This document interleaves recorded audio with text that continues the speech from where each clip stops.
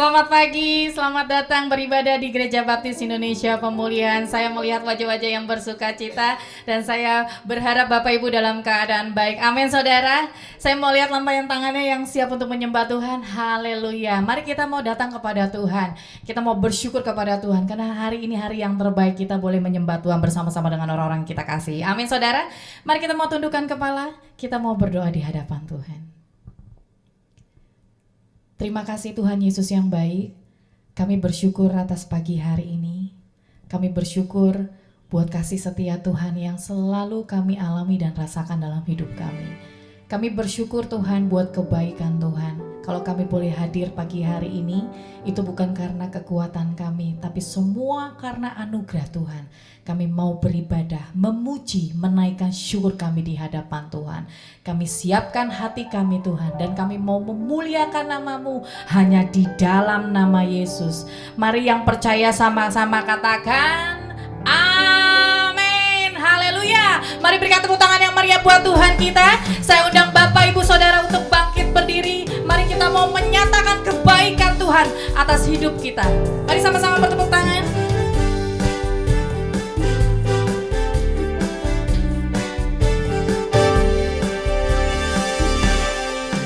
Mari masuk gerbangnya dengan hati bersyukur, halamannya dengan pujian, penuhi baitnya dengan nyanyian syukur, hadiratnya penuh sukacita. Katakan sekali lagi. Mari masuk gerbangnya dengan hati bersyukur, halamannya dengan pujian,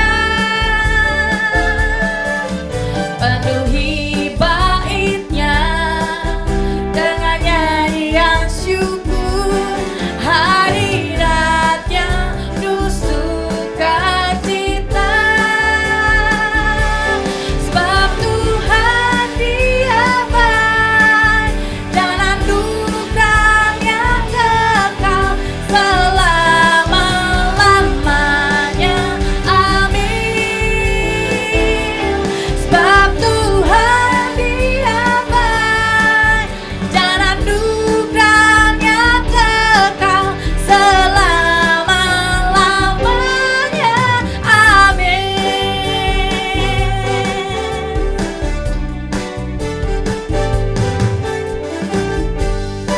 Mari dengan segenap hati kita mau katakan, mari masuk gerbangnya dengan hati bersyukur.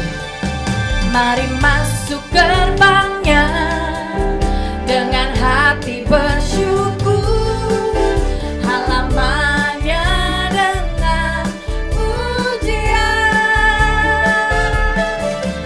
penuhi baitnya dengan nyanyian syukur, hadiratnya sukacita. Katakan, sebab Tuhan Dia baik dan anugerahnya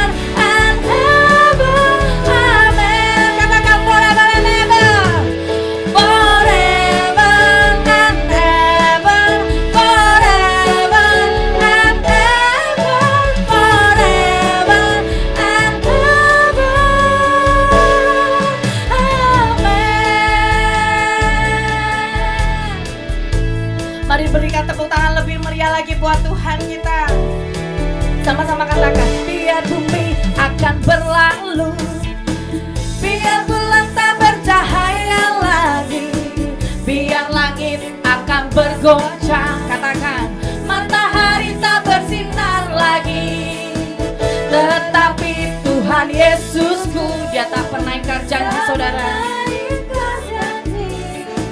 Semua yang difirmankannya pasti akan digenapi. Sama-sama.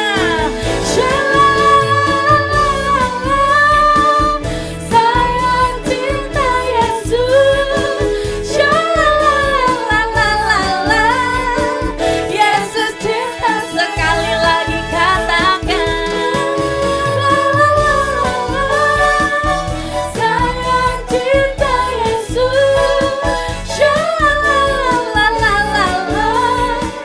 Yesus cinta saya. Amin. Kita percaya bahwa Tuhan kita mencintai saya dan saudara. Mari lebih lagi kita mau bertepuk tangan buat Tuhan kita. Sama-sama katakan. Biar bumi akan berlalu, biar bulan tak bercahaya lagi, biar langit akan bergoncang, matahari tak bersinar lagi. Katakan, tetapi Tuhan Yesusku dapatlah ingkar janji. Semua yang difirmankannya pasti akan digenapi.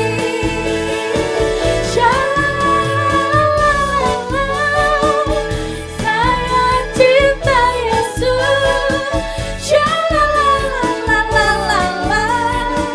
Yesus cinta saya. Katakan, saya cinta Yesus. Yesus cinta saya. Sekali lagi katakan, saya cinta Yesus. Yesus cinta saya. Lebih lagi katakan, saya cinta Yesus. Amin. Yesus cinta saya. Lebih lagi katakan,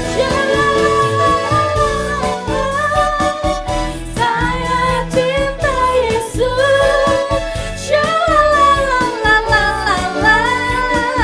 Yesus cinta saya. Katakan, Yesus cinta saya. Yesus cinta saya. Sekali lagi, Yesus cinta saya. Haleluya. Terima kasih Tuhan. Bapak Ibu Saudara dipersilakan duduk kembali. Kami bersyukur karena Tuhan mengasihi kami. Kami bersyukur atas segala hal yang Tuhan lakukan bagi kami. Sebab itu Tuhan, kami mau lebih dalam lagi menyembah-Mu, membawa penyembahan kami, pujian kami di hadapan Engkau Tuhan. Terima kasih Bapa.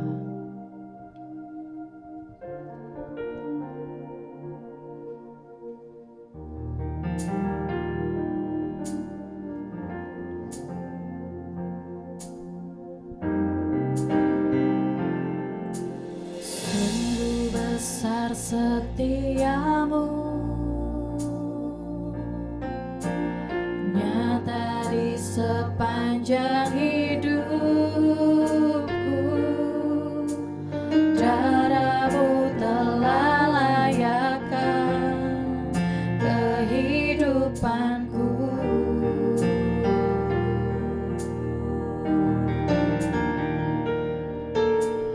Tiada kata yang bisa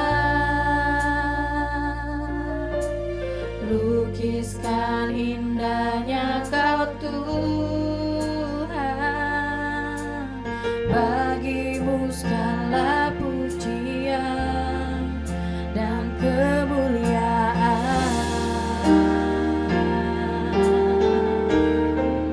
Ku tinggikan Engkau Tuhan, melebihi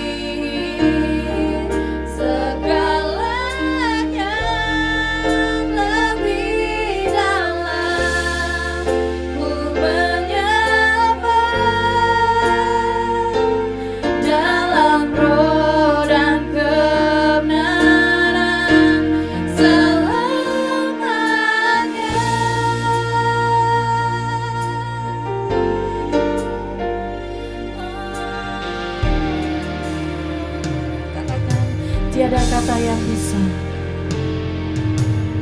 Tiada kata yang bisa lukiskan indahnya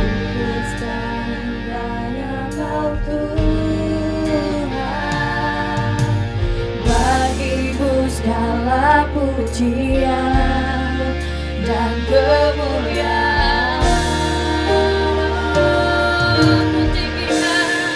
Ku tinggikan Engkau Tuhan, melebihi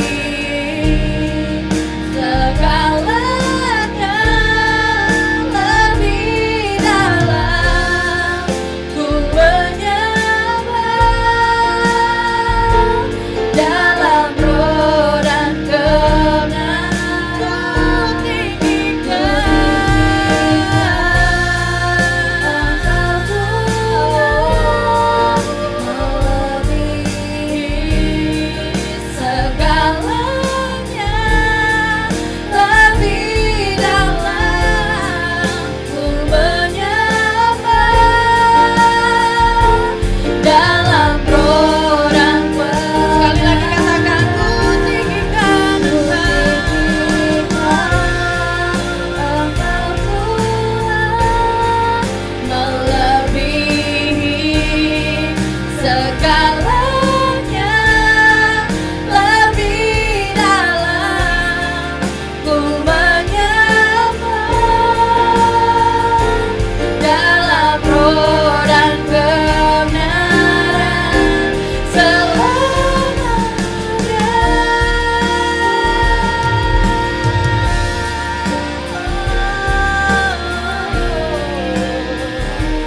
Lebih dalam lagi ku menyembahmu Tuhan.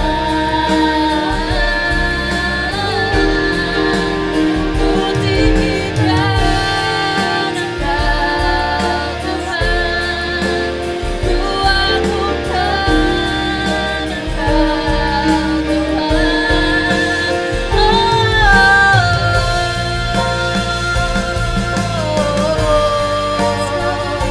Biar hatiku menyembahmu, meninggikan Tuhan.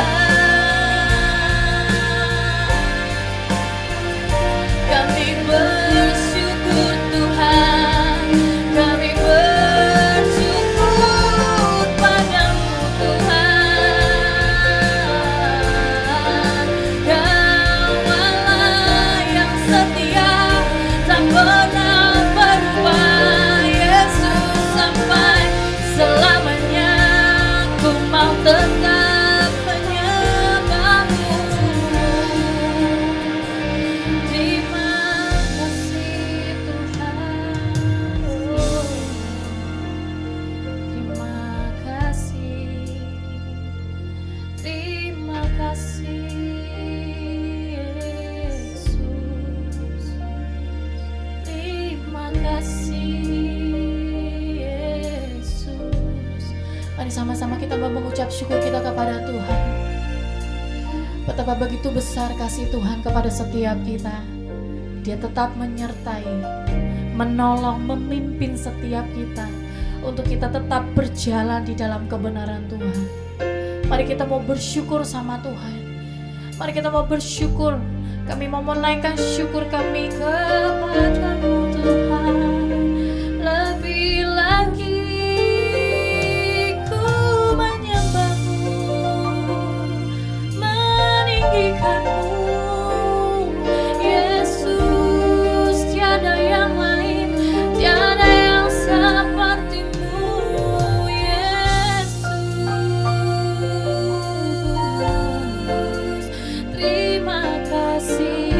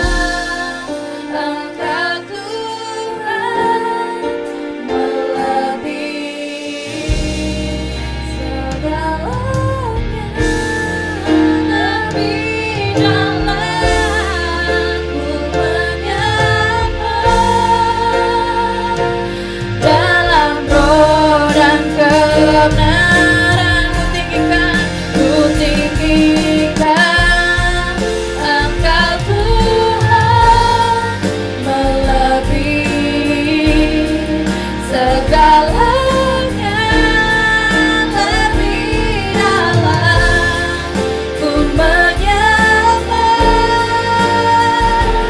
dalam roh dan kebenaran selamanya. Katakan dalam roh dan kebenaran, dalam roh dan kebenaran selamanya, dalam roh dan kebenaran, dalam roh dan kebenaran selamanya.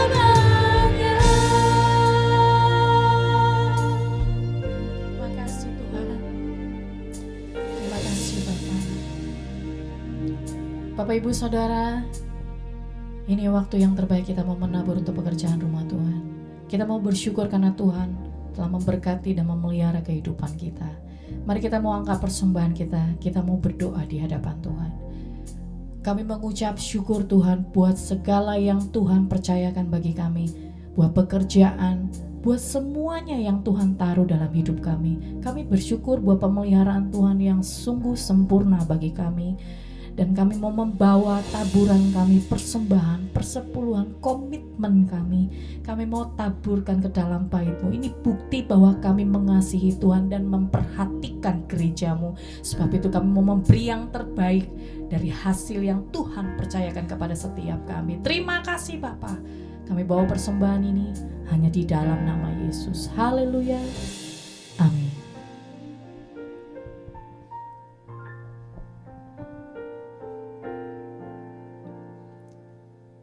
Biarlah Tuhan terus menuntun dan mengajar setiap kita, agar kita menjadi orang-orang yang berhikmat, menjadi orang-orang yang bijaksana.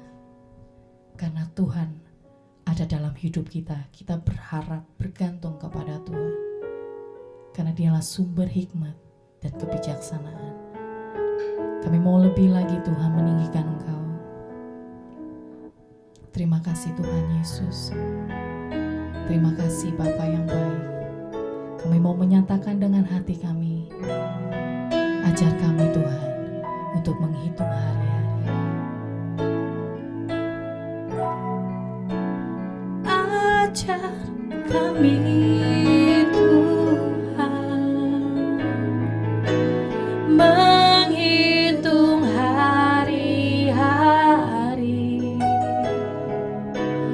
agar kami beroleh hati bijaksana.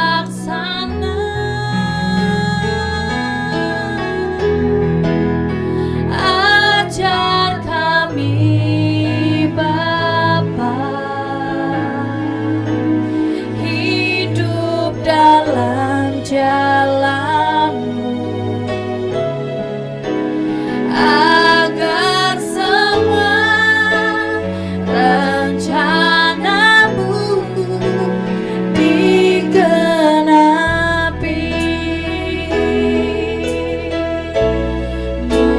Mulialah nama-Mu Tuhan,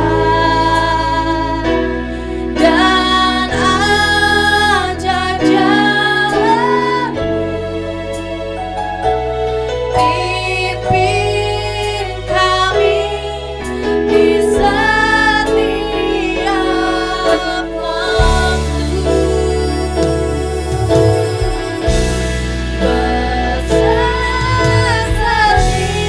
bersesetiamu Tuhan, agunglah karya-Mu.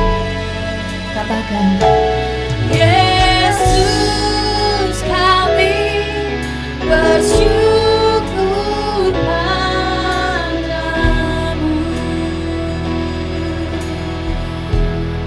Mari lebih lagi kita mau nyatakan di hadapan Tuhan.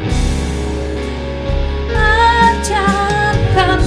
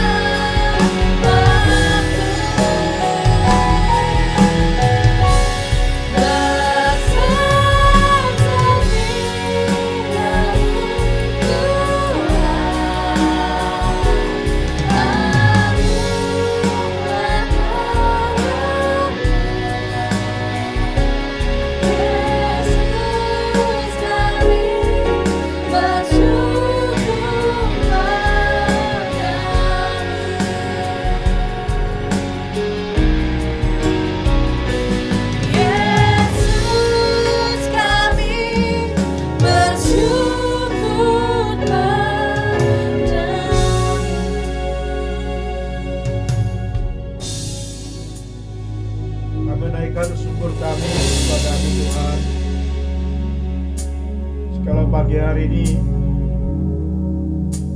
kami boleh beribadah, menyembah Tuhan di tempat ini. Terima kasih Bapa. Biarlah kami boleh menggunakan kesempatan ini untuk fokus menyembah Tuhan. Biarlah kami boleh memuliakan Engkau dalam hidup kami. Kami berdoa Tuhan untuk firman-Mu yang sebentar kami akan dengar, kami akan pelajari. Kiranya Roh Kudus menolong kami dapat mengerti firman-Mu. Bahkan Tuhan tolong kami supaya kami dapat melakukan firman-Mu. Kami rindu hidup dalam iman. Kami rindu hidup dalam hikmat Tuhan. Oleh sebab itu biarlah kami boleh menerima firman-Mu dengan sukacita pada pagi hari ini. Tuhan berkati anak-anak kami yang juga mereka akan belajar firman-Mu dengan cara mereka. Berkati itu guru yang membimbing. Berkati mereka semua supaya mereka juga bertumbuh, semakin mengerti, bahkan mengenal, bahkan akhirnya percaya kepada Yesus Kristus sebagai Tuhan Juru Selamatnya. Terima kasih Bapa di surga. Dalam nama Tuhan Yesus kami menaikkan doa kami ini. Amin.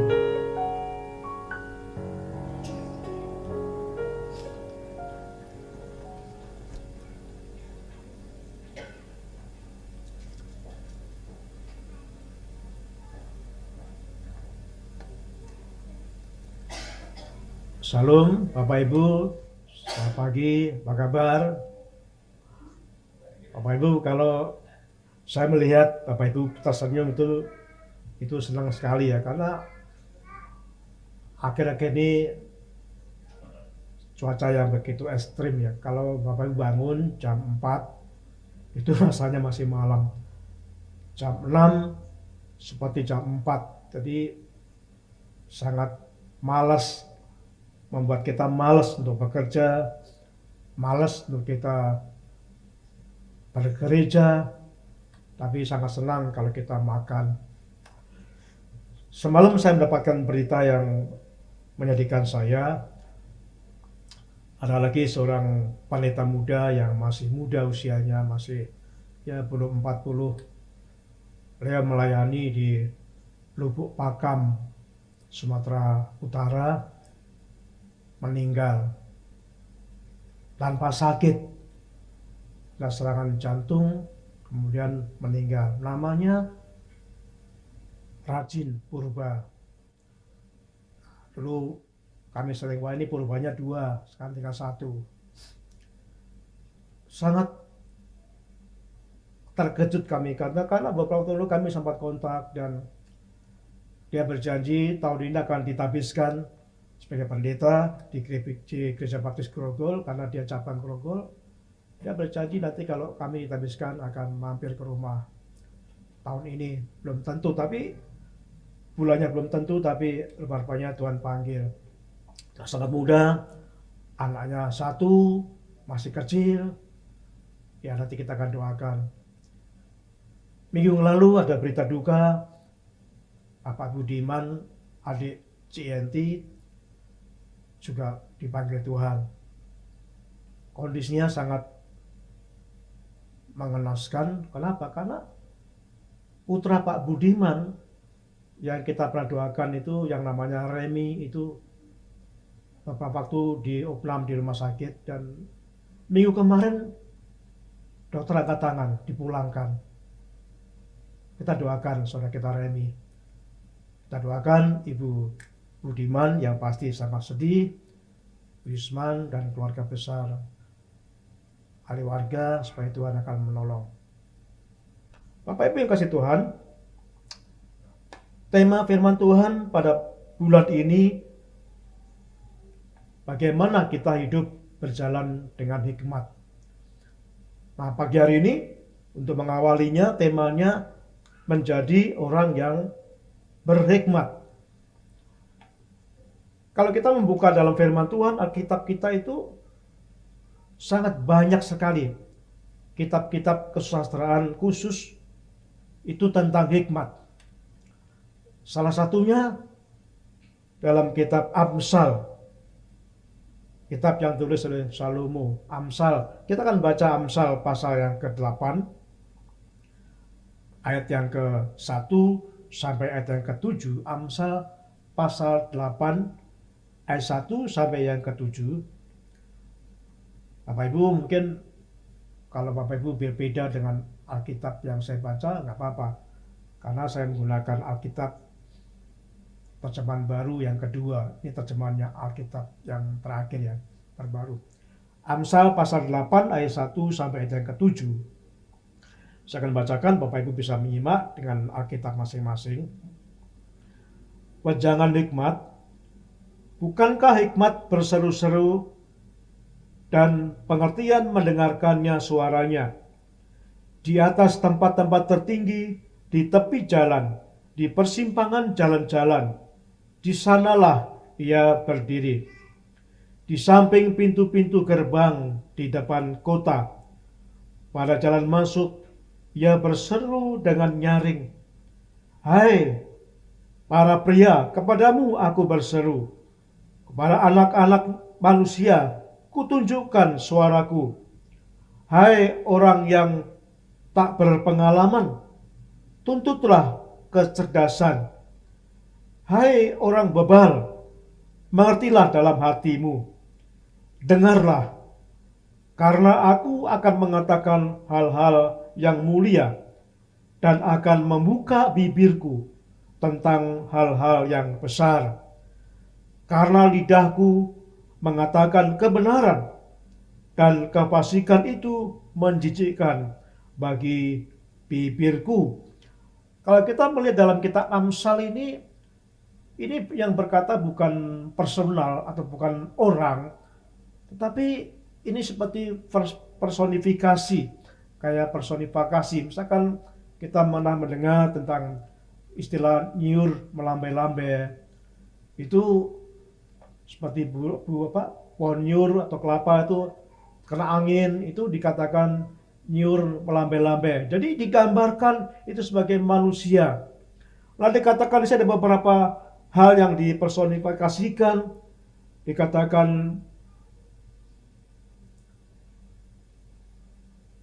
di tepi persimpangan jalan, di sana engkau berdiri, di samping pintu-pintu gerbang, pada jalan masuk aku berseru dengan nyaring.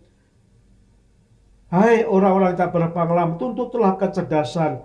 Jadi seolah-olah Amsal ini berkata sebagai perorangan, seperti person. Tapi sebetulnya itu hikmat itu adalah sesuatu yang bukan person, jadi perorangan. Jadi dikatakan di sini menggunakan gaya bahasa personifikasi. Nah, kita akan belajar pada pagi hari Bapak Ibu tentang tema ini, menjadi orang yang berhikmat. Saya percaya kita semua sering mendengar tentang kata hikmat, tapi mungkin tidak ada jeleknya kalau kita mengerti tentang apa pengertian hikmat. Oleh sebab itu kita akan belajar tentang 3 hal dalam tema pagi hari ini. Yang pertama, kita akan pelajari tentang pengertian hikmat itu sendiri. Kalau kita melihat dalam Amsal pasal 8 ayat yang ke-12, dikatakan aku. Nah di sini aku ini bukan berarti siapa-siapa, aku di sini adalah hikmat. Aku, hikmat tinggal bersama-sama dengan kecerdasan. Jadi dipersonifikasikan seolah-olah hikmat itu adalah manusia. Tinggal aku. Jadi hikmat itu tinggal bersama-sama dengan kecerdasan. Dan aku mendapat pengetahuan dan kebijaksanaan. Saudaraku, kita belajar bahwa hikmat itu berbeda dengan pengetahuan, dengan kecerdasan. Memang ada hubungannya. Dari pengertian yang saya kutip dari National Bible Dictionary, dikatakan bahwa hikmat adalah kemampuan.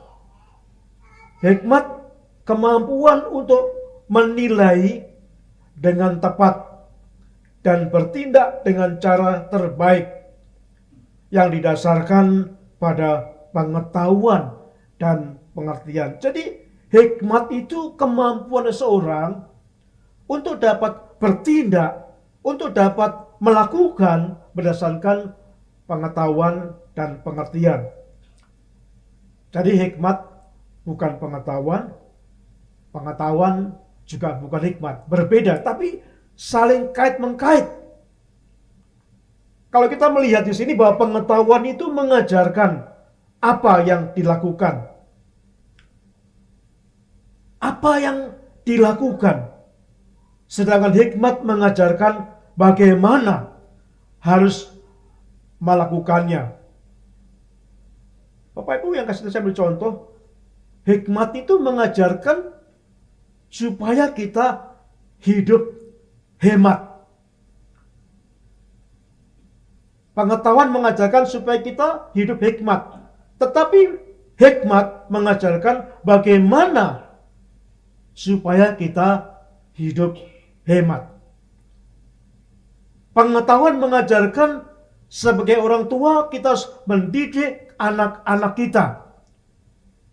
Tetapi hikmat mengajarkan bagaimana kita mendidik anak-anak kita. Jadi lebih tegaskan bahwa hikmat itu merupakan sesuatu yang praktis, yang harus dilakukan. Oleh sebab itu, orang yang punya pengetahuan belum tentu dia punya hikmat. Orang yang punya pengetahuan belum tentu dia punya hikmat. Ada banyak orang yang punya pengetahuan firman Tuhan yang luar biasa. Dia bisa khotbah kemana-mana, bahkan bisa khotbah berbagai negara, bisa menyampaikan firman Tuhan, pengetahuan Alkitabnya luar biasa, tapi keluarganya berantakan. Keluarganya hancur. Anak-anak jatuh dalam narkoba. Ada banyak orang punya pendidikan tinggi juga demikian mengalami kehancuran dalam rumah tangganya. Bahkan ada pakar pendidikan, dia stres. Kenapa? Karena anak-anaknya dia mengalami kehidupan yang menjauh dari kebenaran. Nah, Bapak Ibu yang saya Tuhan, jadi dikatakan bahwa belum tentu kita punya pengetahuan itu punya hikmat. Saya kadang-kadang juga masih sering tidak berhikmat. Kadang-kadang saya mengajarkan kepada anak-anak saya, tapi juga saya tidak bisa membuat mereka 100% benar. Jadi oleh sebab itu kita perlu belajar. Sangat dibutuhkan hikmat ini dalam kehidupan kita. Sangat membutuhkan hikmat. Hikmat itu cara menerapkan. Ada banyak orang yang mengikuti seminar-seminar, senang ikut seminar-seminar, tapi gagal menerapkannya. Kenapa? Karena kurang hikmat. Saudaraku yang kasih Tuhan, walaupun kita punya pengetahuan yang banyak, apapun pengetahuan kita, tapi kalau kita tidak bisa, kalau kita nggak punya hikmat, berarti kita gagal menerapkan firman Tuhan, menerapkan pengetahuan yang kita dapatkan. Jadi sangat berbeda. Pengetahuan itu adalah menjelaskan pengertian. Tetapi hikmat bagaimana melakukannya. Jadi coba bayangkan kalau kita tidak punya hikmat, kalau dunia nggak ada hikmat, pengetahuan itu tidak berguna. Hanya teori. Pemimpin kita semuanya banyak gelar doktor, menteri-menteri, bupati, gubernur, banyak sekali doktor-doktor. Tapi banyak sekali mereka yang tidak bisa mempraktekkan. Mereka mengerti hukum, hampir semuanya mereka belajar hukum. Tapi rupanya mereka gagal mempraktekkan hukum itu. Itu kenapa? Itu menandakan bahwa mereka kurang hikmat. Mereka mengerti tetapi gagal melakukannya. Oleh sebab itu Bapak Ibu sangat penting kita memiliki hikmat. Di dalam firman Tuhan, dalam contoh yang sangat kuat, Tuhan Yesus adalah sosok yang punya hikmat yang begitu luar biasa. Saudara yang kasih Tuhan, ada peristiwa yang kita lihat dalam Alkitab. Pada saat Yesus mendapatkan seorang perempuan yang berzina. Ada seorang yang berzina, kemudian banyak orang tahu perempuan itu sedang berzina. Menurut hukum Musa, perempuan yang berzina itu harus dilempari batu sampai mati. Hukumnya hukum mati. Itu hukum Musa. Tetapi hukum pemerintah Roma, kalau waktu itu dalam pemerintahan Roma, hukum Roma pada Roma melarang hukuman mati bagi kaum penjajah, pendatang itu. Nah, jadi bagaimana? Ini menyebabkan jebakan Batman. Yesus dihadapkan. Kalau Yesus merajam, memerintahkan orang-orang itu melempari batu perempuan Samaria saya mati, berarti Yesus melanggar hukum pemerintah Roma. Tetapi sebaliknya, jika Yesus membiarkan perempuan yang berzina ini tetap hidup, berarti Yesus melanggar hukum Musa. Dilema, dilakukan salah, enggak dilakukan salah. Kita melihat bagaimana hikmat yang Tuhan miliki sehingga lolos dari jebakan ini. Maka Yesus berkata kepada orang banyak itu yang datang, yang menghakimi perempuan berzina ini, silakan, jikalau ada orang yang sekarang berkumpul di tempat ini, jikalau kamu tidak berbuat dosa, kamu tidak berdosa, silakan ambil batu pertama kali dan lempar perempuan ini. Siapa yang enggak berdosa, silakan mengambil batu dan melempar kepada perempuan ini. Satu persatu mereka saling berpandangan dan akhirnya satu persatu meninggalkan perempuan berzina ini. Jadi Yesus lolos. Kenapa? Karena punya hikmat. Punya hikmat. Bukan saja punya pengetahuan, tapi punya hikmat. Sehingga Yesus lolos dalam menghadapi masalah-masalah jebakan itu. Nah, Bapak Ibu yang kasih Tuhan, kalau kita melihat ini, hikmat itu sangat penting. Sangat penting hikmat itu. Nah, sebabnya kita belajar bagian yang kedua ini, bahwa hikmat itu sangatlah penting. Kalau kita membaca di dalam Amsal pasal 8 ayat 11, Amsal 16 ayat 16, kita melihat betapa pentingnya hikmat. Bahkan dikatakan tanpa hikmat, pengetahuan tidak berguna. Tanpa hikmat, dunia ini akan kacau. Ada banyak undang-undang kepolisian misalkan, peraturan kepolisian itu semuanya baik. Tapi jikalau tidak punya hikmat, hikmat adalah pengertian bagaimana cara melakukannya. Ada banyak undang-undang polisi yang baik, tapi jikalau kita nggak bisa menerapkan, bagaimana terjadi kekacauan di lalu lintas. Dalam dunia pendidikan ada banyak sekali teori tentang pendidikan, tentang mendidik anak dan sebagainya. Tapi kalau kita nggak punya hikmat, nggak bisa menerapkan, itu nggak berguna. Jadi kesimpulannya,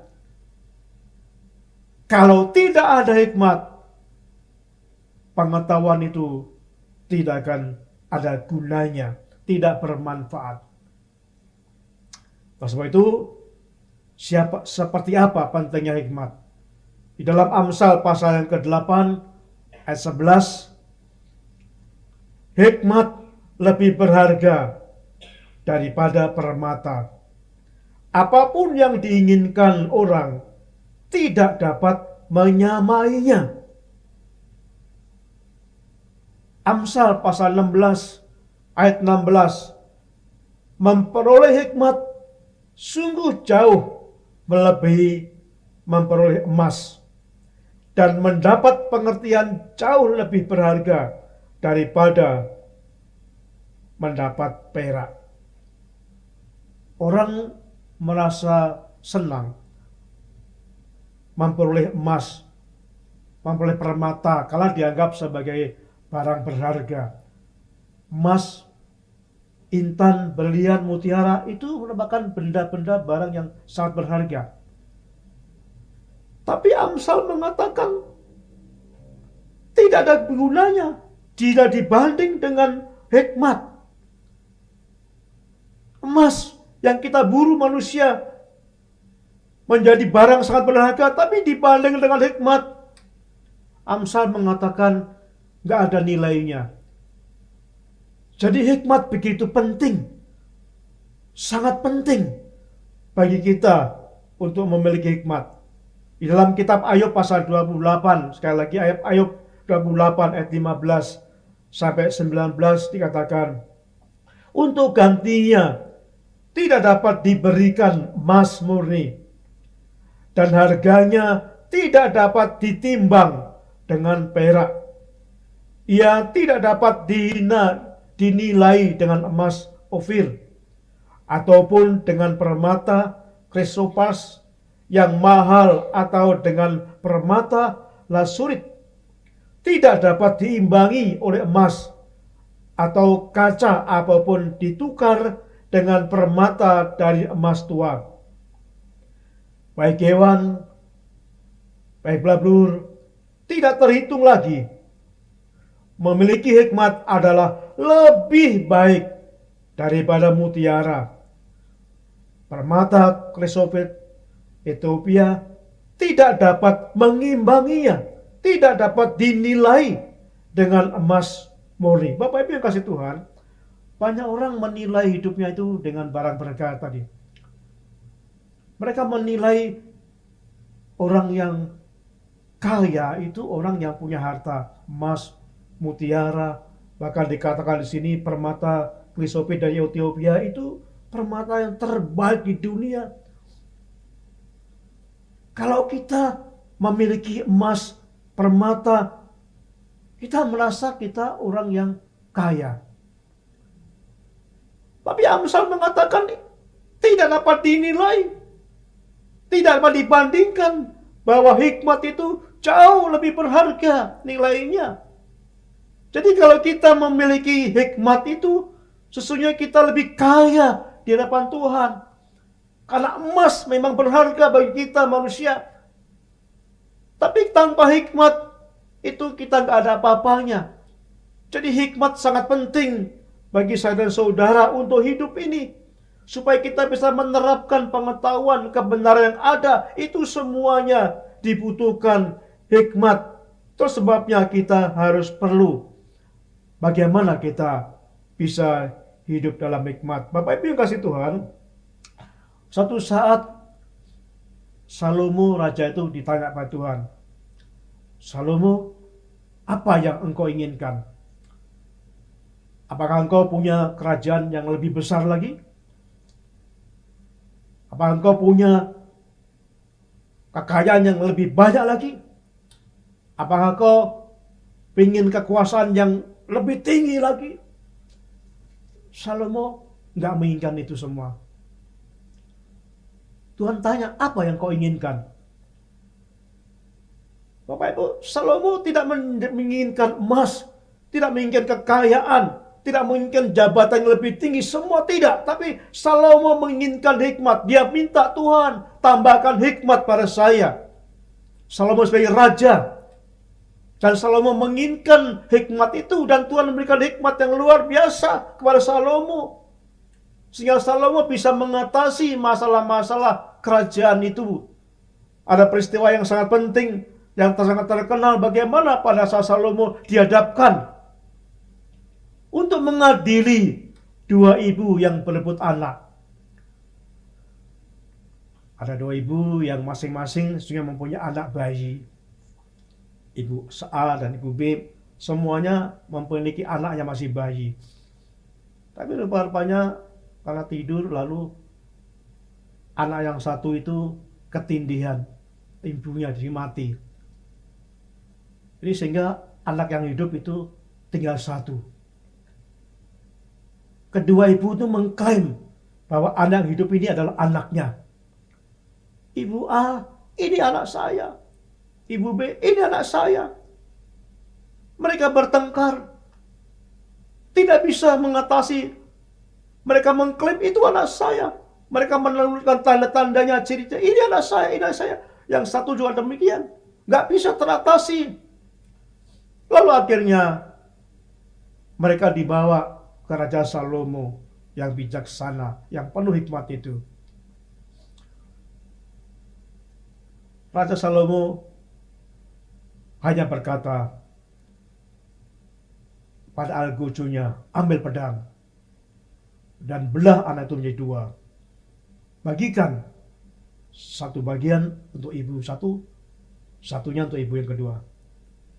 Pada saat Al-Qucu datang dan siap membelah anak itu menjadi dua, ibu yang sejati berkata, jangan dibelah, jangan dibunuh anak itu. Baik, berikan saja ibu yang itu supaya dirawat. Tapi ibu yang gak punya anak itu, saya setuju, belah anak itu menjadi dua. Tapi ibu yang punya anak itu, jangan, saya mohon jangan dibunuh. Jangan dibelah. Biarlah berikan anak itu pada ibu itu. Lalu Salomo mengatakan, yang memiliki anak adalah ibu ini. Yang karena kasihnya tidak tega anaknya dibunuh. Dan ibu inilah sesungguhnya yang memiliki anak, berikan anak itu kepadanya. Selesai masalahnya. Karena kebijaksanaan Salomo yang terkenal itu, Salomo bisa mengatasi semua masalah dalam kerajaannya. Karena hikmat. Pengetahuan tidak bisa menyelesaikan. Kepandaian tidak bisa menyelesaikan. Tapi hikmat inilah yang bisa menyelesaikan. Karena hikmat adalah bagaimana melakukannya. Salomo punya pengetahuan. Tetapi juga Salomo punya cara bagaimana melakukan pengetahuan itu. Itulah hikmat. Bapak Ibu yang kasih Tuhan, kalau kita melihat dalam firman Tuhan yang kita baca itu, sangat dipentingkan hikmat. Saya sebagai pendeta butuh hikmat. Saya ambil contoh, kalau kita punya sebagai pimpinan, apapun pimpinan, kalau punya 100 anggota saja, berarti ada 100 ide. Kalau tempat kita ini hanya katakanlah 20 orang, berarti ada 20 ide yang berbeda masing-masing. Ada 20 keinginan. Bagaimana supaya kita bisa menyelesaikan itu? Itu dibutuhkan hikmat. Saya masih ingat dulu ketika akan Natal itu selalu awal-awal gereja ini tahun-tahunnya tahun-tahun 2000-an itu kalau Natal selalu rame. Menu makan apa? Oh, menunya ini. Saya nggak setuju. Menunya ini. Saya nggak setuju. Akhirnya berantem. Setelah Natal kacau. Kemudian mau ngecat gereja juga begitu. Baiknya gereja itu dicat putih. Saya nggak setuju. Seperti rumah sakit. Saya setuju bagaimana dicat merah. Saya nggak setuju. Dicat hitam. Nggak setuju lagi. Jadi ada banyak orang, ada banyak ide. Ada 10 orang ada ide, ada 100 orang ada ide, ada keinginan yang bersama-sama pengen dituruti. Itu dibutuhkan hikmat masing-masing. Bapak Ibu pasti mengenal ilustrasi ini. Ada anak dan bapak itu baru membeli kuda. Tuh kan ya. Jadi bapak dan anak membeli kuda. Lalu anaknya berkata, Pak, Bapak naik kuda aja. Ya saya tuntun. Waktu jalan, dilewati kampung, beberapa orang menertawakan, dasar bapak nggak tahu diri. Enak-enaknya orang tua naik kuda, anaknya suruh nuntun. Lalu bapaknya berhenti, nak, nggak enak. Tadi orang tuh berkata, bapak enak-enakan. Sekarang gantian nak, kamu yang naik kuda, bapak yang nuntun. Lalu anaknya naik kuda, bapaknya nuntun. Baru jalan, dasar anak nggak tahu diri. Bapak udah tua, suruh nuntun, anaknya naik, enak sekali. Anak itu berhenti, Pak, nggak enak Pak. Ada suara, mereka bersuara. Katanya anak nggak tahu diri. Bapaknya tua, suruh nuntun kudanya. Lalu mereka, ya udah kalau begitu, ayo kita naik bersama aja. Baru melangkah, ada orang, dasar nggak kasihan kuda kecil, dinaikin dua orang besar-besar. Di mana peri hewannya? Nggak tahu diri. Lalu berhenti lagi. Nak, tadi bapak naik kuda, salah. Kamu naik kuda, salah. Kita naik kuda, salah. Kalau begitu, gini aja nak. Kita pikul kudanya. Bapak Ibu kasih Tuhan, kalau kita mendengar orang per orang, keinginan masing-masing, nggak bisa berbuat apa-apa. Kita nggak bisa mengambil keputusan. Kalau masing-masing nggak punya hikmat, kita akan susah mengambil keputusan. Itulah sebabnya sangat dibutuhkan hikmat untuk mengambil keputusan benar. Lah saya pun kasih Tuhan. Itu sebabnya perlu ada standar yang benar. Standar yang kita butuhkan. Kita membutuhkan standar kebenaran yang kita butuhkan. Itu adalah firman Tuhan. Firman Tuhan menjadi standar hidup kita. Kita bisa belajar banyak hal. Kita belajar banyak ilmu. Tetapi satu standar kebenaran sebagai kita pengikut Kristus harus kita gunakan standar satu yang jelas, yaitu kebenaran, yaitu firman Tuhan. Itu kita pegang. Itu sumber hikmat. Itu kita pelajari. Dan itu yang kita lakukan. Kalau kita bisa menerima firman Tuhan, maka kita akan bisa memiliki hikmat Tuhan yang luar biasa. Segala pengetahuan ilmu sumbernya dari firman Tuhan. Oleh sebab itu Bapak Ibu, kalau kita pegang firman Tuhan, udah gak usah kompromi. Kalau kompromi itu gak bisa menghasilkan kebenaran. Coba lihat partai-partai itu.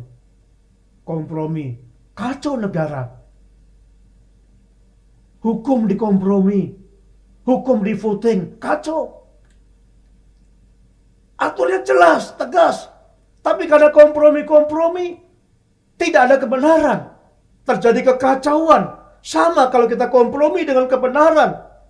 Kalau kita kompromi dengan firman Tuhan, hidup kita kacau. Tidak ada kebenaran. Sampai contoh misalkan, seorang anak bertengkar. Yang satu berkata, keretanya, kenapa kamu bertengkar? Iya, ini dia salah. Satunya, kamu yang salah. Loh kenapa? Iya ini, coba lihat. Tadi masalahnya itu 1 tambah 1 itu ada berapa? Terus kamu jawab apa? Ya saya menjawab 1 tambah 1 itu ada 2. Yang satu, oh enggak. 1 tambah 1 itu ada 4. Mereka bertengkar. Oh enggak. 1 tambah 1 ada 2. Yang satu, enggak. 1 tambah 1 ada 4. Bertengkar mereka. Oh ada orang ketiga. Oke gini aja lah. Gini. Baiklah 1 tambah 1. Kamu ngalah lah. Naikkan 1. Berarti 1 tambah 1. Berarti kan 2. Berarti ada 3. Kamu turunkan 1 lah. Tadi kan kamu ngomong 1 tambah 1 ada 4, turunkan 1 lah, ada 3, cocok? Berarti 1 tambah 1, 3. Bapak Ibu, setiap sesuatu yang dikompromikan, kebenaran dikompromikan, itu tidak menjadi kebenaran lagi. Hukum yang dikompromikan itu tidak menjadi kebenaran dalam hukum. Itu kacau, saudaraku. Negara kacau. Kenapa? Karena kompromi. Ada deal.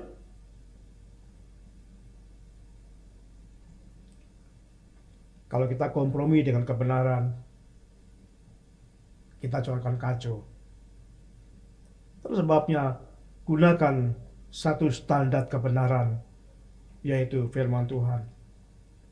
Kalau saudara melakukan firman Tuhan,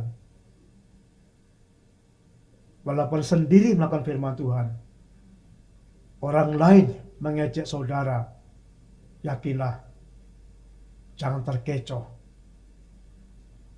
Jangan terkecoh, tetap. Kalau saudara melakukan firman Tuhan, jangan terkecoh, jangan mau kompromi.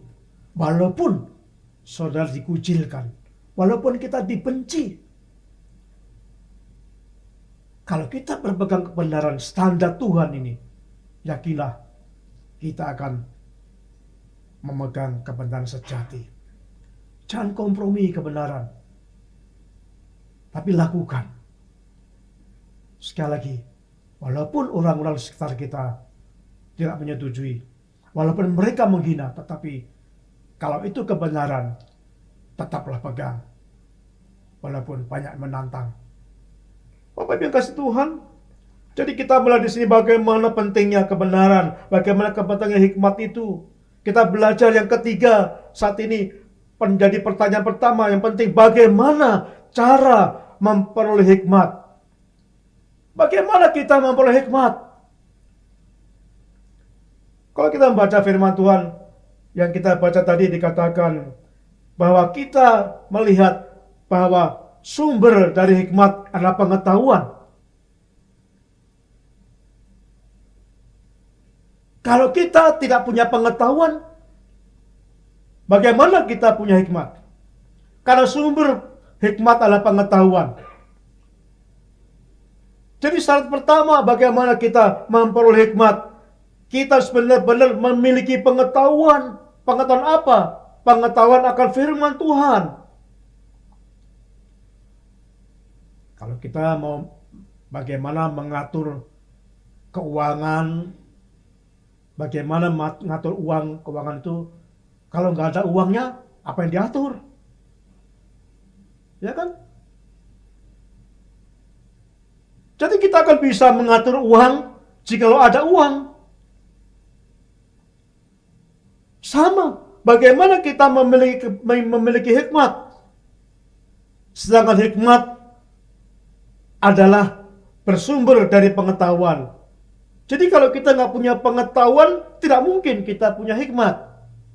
Terus sebabnya, langkah pertama supaya kita bisa mendapatkan hikmat itu, kita harus memiliki pengetahuan akan firman Tuhan. Sangat penting kita belajar firman Tuhan.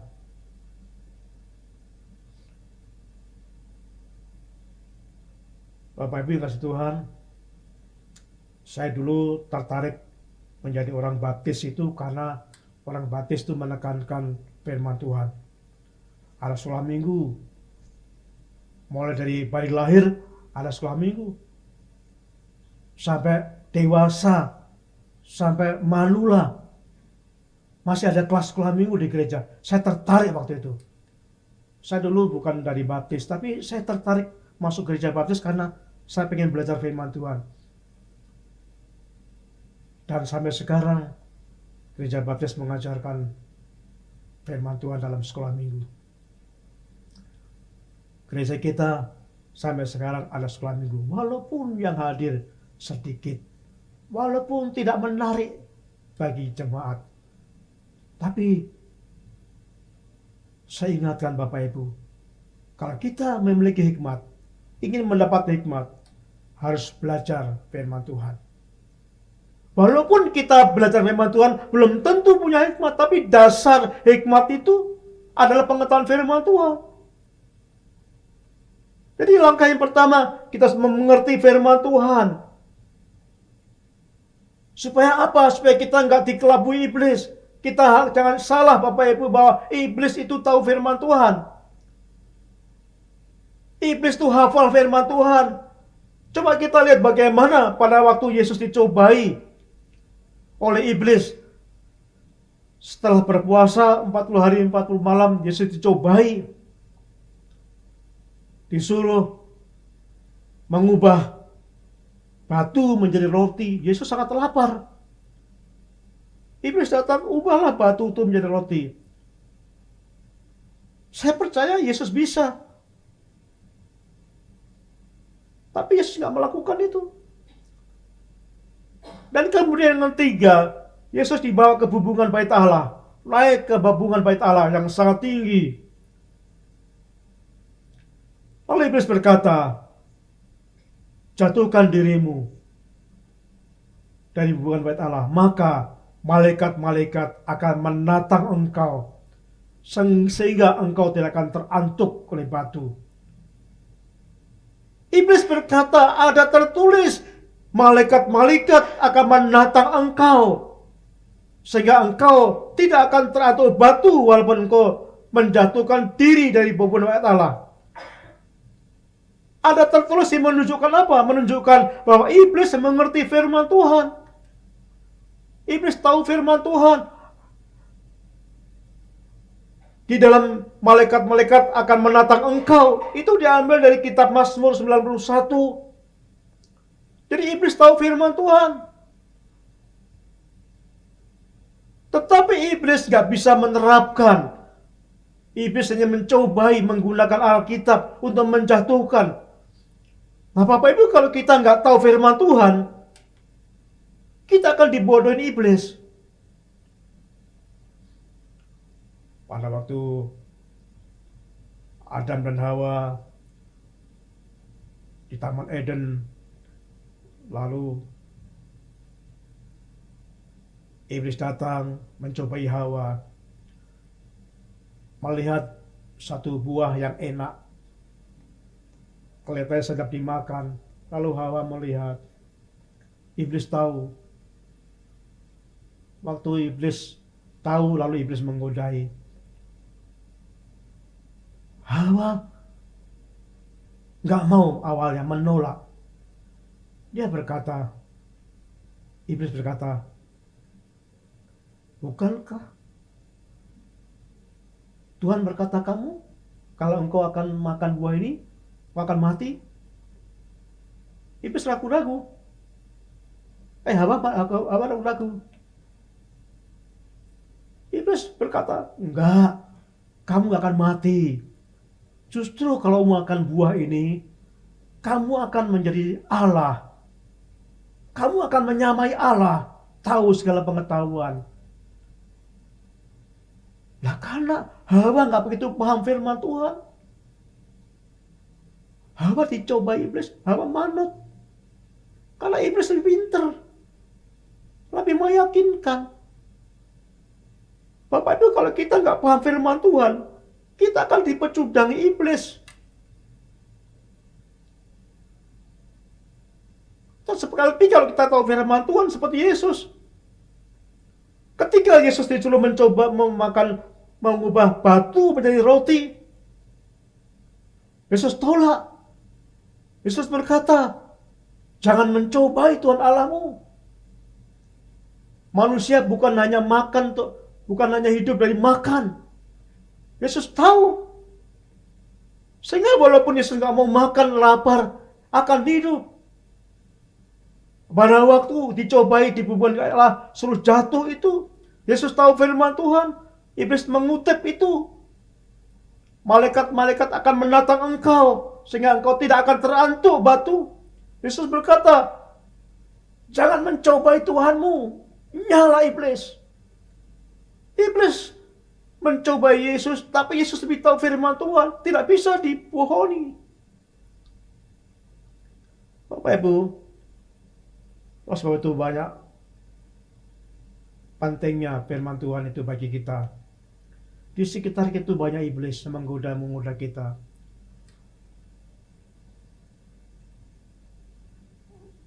melalui teman-teman, saudara, melalui lingkungan saudara, bahkan kadang-kadang melalui keluarga kita, iblis bisa datang menawarkan sesuatu yang menggiurkan.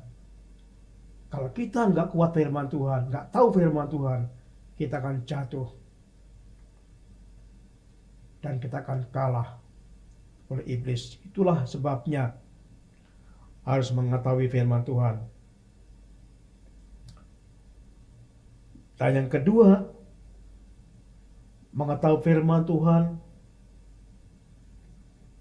Yang kedua adalah takut akan Tuhan.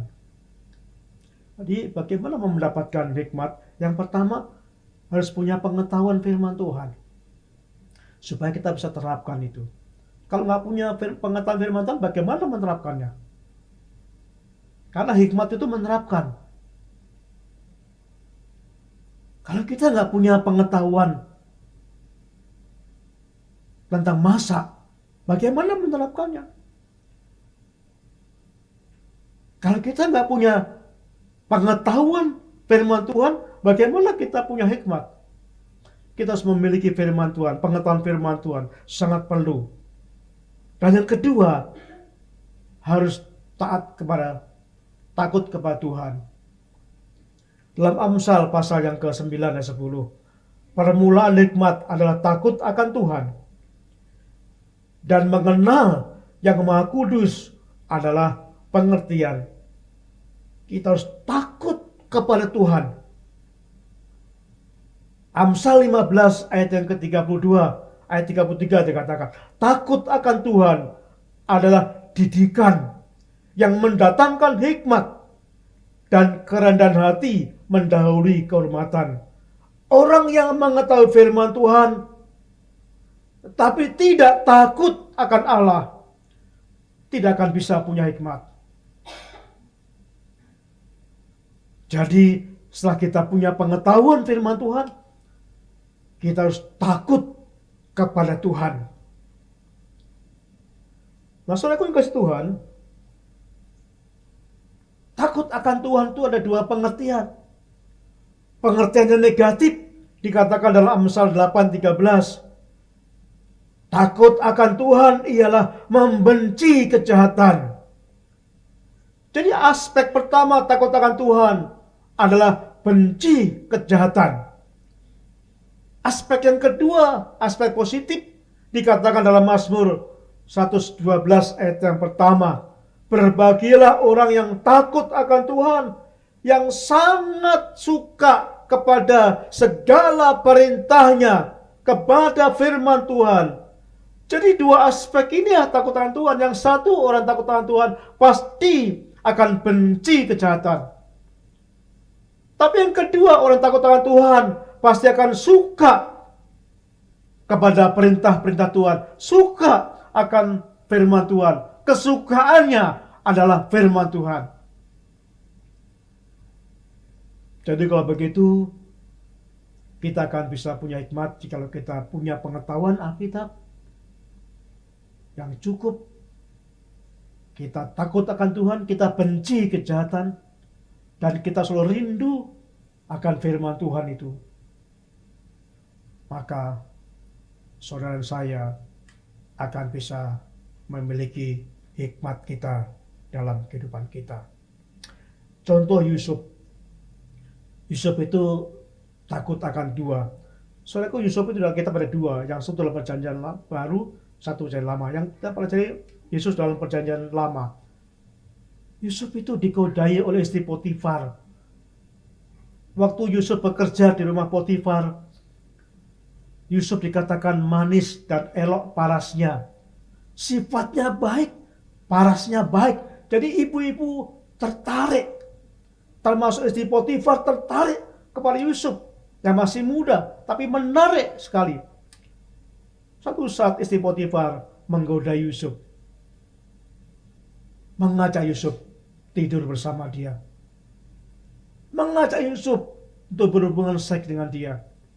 Tapi Yusuf menolak. Berkali-kali istri Potifar membujuknya, maka berkali-kali pula istri Yusuf itu menolaknya. Kenapa? Karena Yusuf takut akan Tuhan. Ada 3 alasan kenapa orang jatuh dalam dosa dan kejahatan. Yang pertama, karena ada kesempatan. Yang kedua, ada kemampuan. Yang ketiga, karena tidak melihat. Saudaraku, kita lihat. Kalau Yusuf, jelas dia mampu digodai ke masalah seks. Yusuf masih muda, jadi dia mampu melakukan itu. Yang kedua, ada kesempatan. Kenapa? Karena mereka ada berdua. Yusuf dengan istri Potifar saja. Karyawan-karyawan diliburkan. Hanya ada 2, Yusuf dan istri Potifar. Ada kemampuan. Ada kesempatan. Tapi yang ketiga, ada kemauan. Yusuf tidak mau. Bapak Ibu, kalau kita dicobai, digodai, 3 syarat itu harus kita ingat. Kalau saudara digodai, ada kesempatan mungkin. Ada kemampuan melakukan. Tapi kalau saudara tidak mau, tidak akan terjadi kejahatan itu. Yusuf tidak mau. Walaupun kesempatan ada, kemampuan ada. Karena kenapa? Karena Yusuf takut akan Tuhan. Bapak Ibu, kesimpulannya yang kita pelajari hari ini adalah dengan hikmat kita akan mengalami hidup bahagia. Akan mengalami sukses yang sejati, yang melampaui kekayaan. Bukan diukur apa yang kita miliki, tapi dikatakan emas, perak, intan, berlian itu sangat penting. Tapi bagi kita, itu tidak ada artinya jika kita tidak memiliki hikmat. Jadi, dengan hikmat kita akan mengalami hidup yang bahagia, mengalami sukses yang sejati, yang melampaui kekayaan material. Hikmat hanya dapat dimiliki kalau kita menyukai firman Tuhan dan taat melakukannya. Amin. Terima kasih Bapa di surgawi untuk firman-Mu ini. Kami rindu Tuhan memiliki hikmat itu. Kami rindu hidup dalam hikmat Tuhan. Bila Tuhan tolong kami selama 1 bulan ini, kami akan belajar, akan berjalan dengan hikmat Tuhan. Minggu besok kami akan belajar bagaimana sebagai orang-orang muda kami akan hidup dalam hikmat Tuhan. Berkati Bapa. Hari ini kami sudah belajar firman-Mu. Berikan kami pengertian ini. Tolong kami supaya kami bisa membangun hidup kami, supaya kami bisa membangun hikmat itu kami miliki dan kami dasarkan segala kehidupan kami dengan hikmat Tuhan. Biarlah pengetahuan kami diberkati Tuhan, tapi terlebih-lebih kami diberi kemampuan untuk menerapkannya sebagai hikmat yang ada pada kami. Makasih ya Bapa surgawi. Terima kasih Tuhan. Bapak Ibu Tuhan, kalau kita ingin memiliki hikmat, ingin hidup, ingin berjalan dengan hikmat, miliki firman Tuhan, miliki pengetahuan firman Tuhan, dan lakukan dengan penuh ketaatan, penuh takut akan Tuhan, walaupun sendirian, walaupun orang lain mengejek, menertawakan, karena kebenaran itu, firman Tuhan adalah satu kebenaran yang kokoh, yang hakiki, yang harus kita lakukan sebagai pengikut-pengikut Kristus. Mari taat perintah Tuhan. Kita nyanyikan pujian ini supaya kita memiliki hikmat Tuhan, kita memiliki pengetahuan firman, dan kita taat akan perintahnya.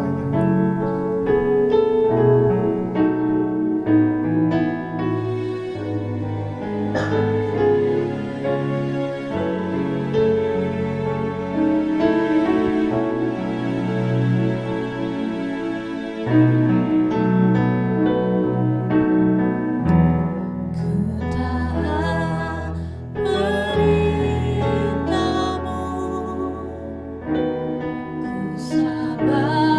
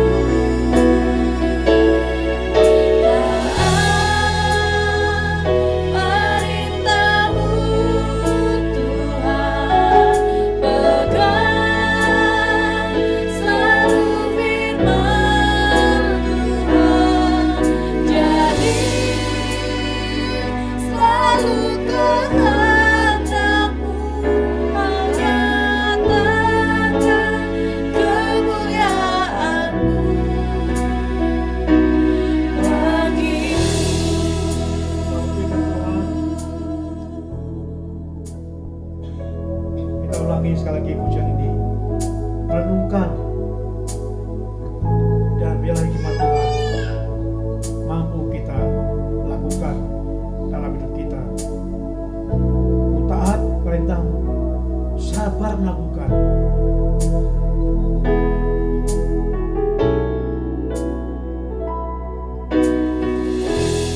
Ku taat perintah-Mu, ku sabar melakukan. Ku yakin Tuhan jawab setiap doaku.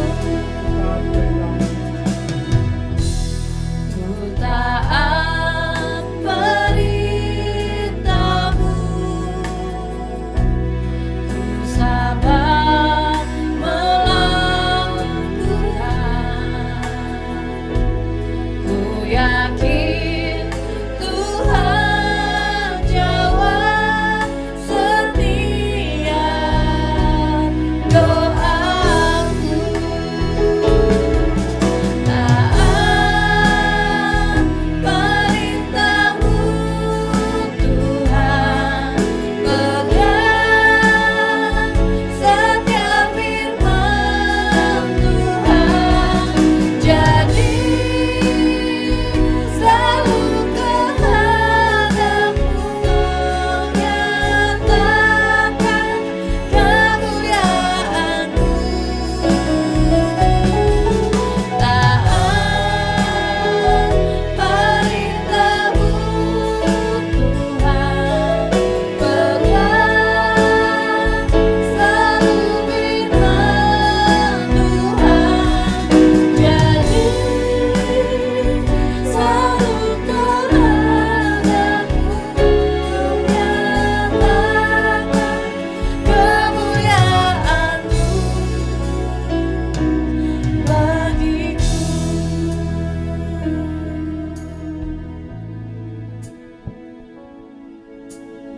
Kami rindu Tuhan,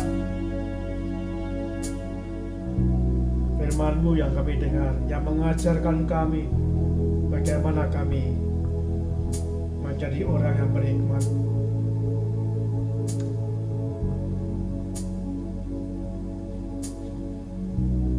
Tuhan, tolong kami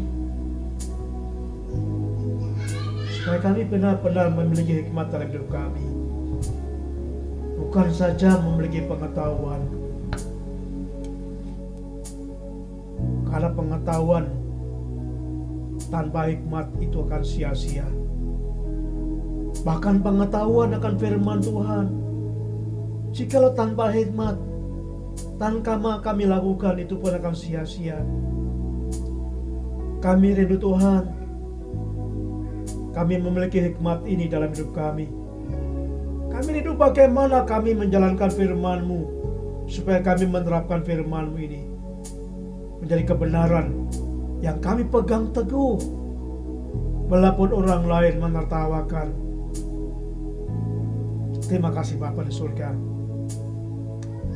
Berkati jemaat-Mu semuanya, supaya kami memiliki hikmat. Berkati supaya minggu depan kami belajar bagaimana sebagai orang-orang muda, usia muda, kami juga butuh hikmat dalam menjalani ini. Berkati kami Bapa, supaya kami terus berjalan dengan hikmat Tuhan dalam perjalanan hidup kami dari hari ke hari.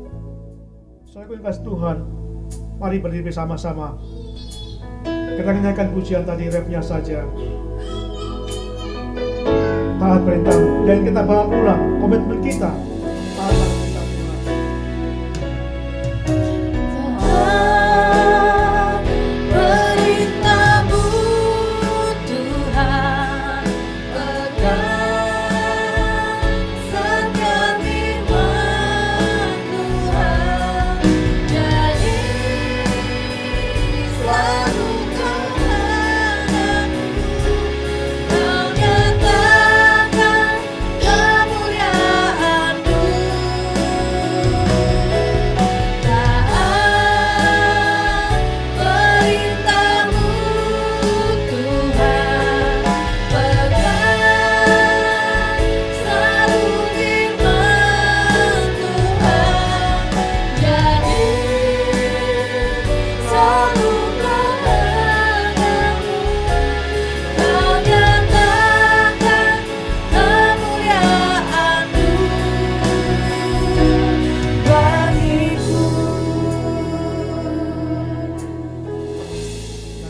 menyelamatkan tempat ini. Akan akhiri ibadah kita pada hari ini.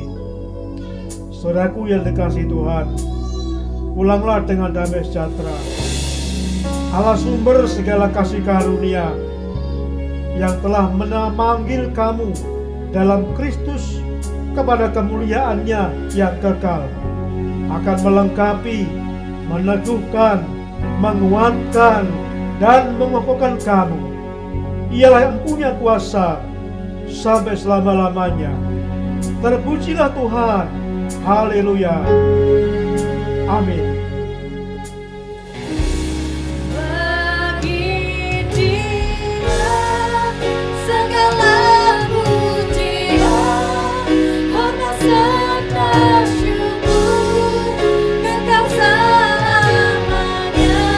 Bagi Dia segala pujian, hormat serta syukur selama-lamanya. Bagi Dia segala pujian, hormat serta syukur kekal selamanya. Bagi Dia segala pujian, hormat serta syukur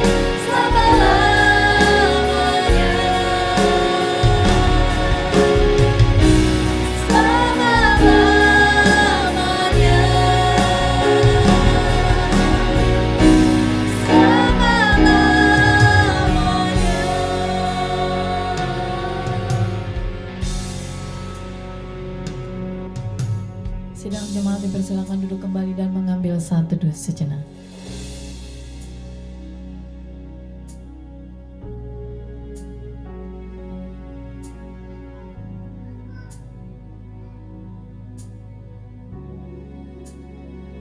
Amin. Puji Tuhan, ibadah kita sudah selesai. Mari kita akan bersalam-salaman dengan gembala dan ibu dan yang lainnya. Sampai jumpa minggu depan. Tuhan Yesus memberkati.